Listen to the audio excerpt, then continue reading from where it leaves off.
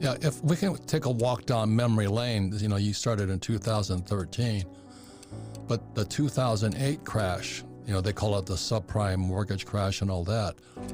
That was, creative financing, mortgage-backed securities, collateralized debt obligation, they call them derivatives.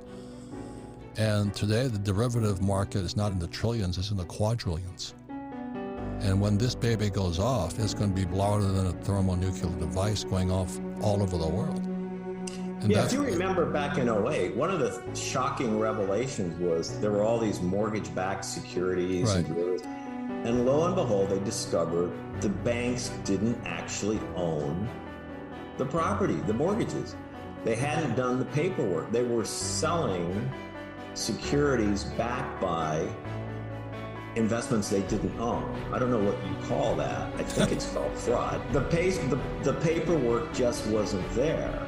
Complex financial products with all that are dependent on all kinds of legal and other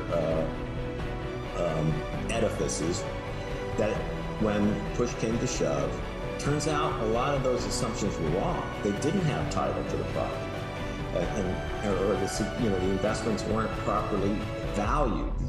There was rampant inflated values of residential property and stuff. So all kinds of faults in the system became apparent after 2008, but all of this stuff was being sold globally for 20 years or more. And that's why the repo market collapsed long before the 2008 went down, because the repo market is where you get the collateral. What's real, what's fake. And I saw the repo market collapsing, went, oh my God. And just to prove I'm not, Ted and I are not just blowing smoke here. This is my book here. It's called Rich Dad's Prophecy. And this was written about the same time, 2013. And I said why the biggest stock market crash in history is still coming. So this was after 2008, and how you can prepare prepare yourself and profit from it. Well, the thing is, in history is still coming, needs to be said, is now here. And it is today. And you watch what's going to happen. They're predicting the biggest crashes, not only in the stock market, but also real estate, gold, silver, everything's going to come down. This is the thing that's a little frightening for my generation, is because we're also sold that big bill of goods. Your house is your biggest asset. Now, the problem with the real estate market crash, not only is it because a lot of it's debt or credit, that when real estate goes down, it's like a sinkhole. It's a stock market, but when real estate goes down, other businesses go with it. And all these guys like, carpenters, people who fix the houses, people sell insurance, car dealerships, it's a sinkhole. And so as a real estate guy, when people come up to me and say, I took your advice on buying real estate, I'm not Catholic, but I take laps around the rosary bead and I'll pray for you tonight, because the crash is here today.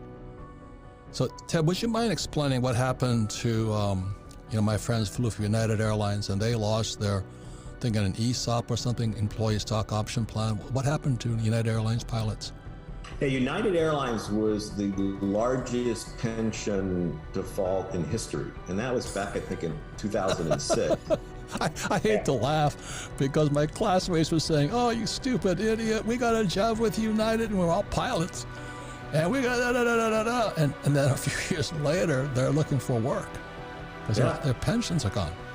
The United Airlines pilots and the US Air pilots came to me and asked me to do a forensic investigation. I did not do one of the United pilots, but I met with the pension bailout group, the PBGC, along with the United pilots, and we begged them to do a forensic investigation into what had caused the United pension to collapse, and they refused to do it. The government said they had no interest in learning what had caused the pension to fail and who may have profited as a result.